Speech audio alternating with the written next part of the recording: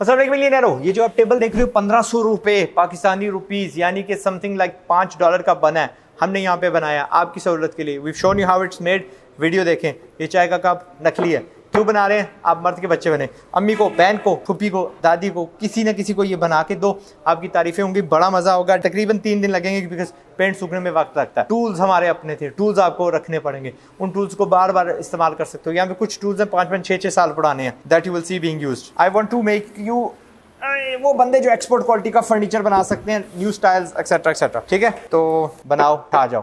पाकिस्तान जिंदाबाद।